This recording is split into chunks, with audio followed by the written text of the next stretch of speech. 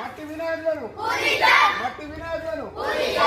Plastic cover వద్దు, plastic cover వద్దు.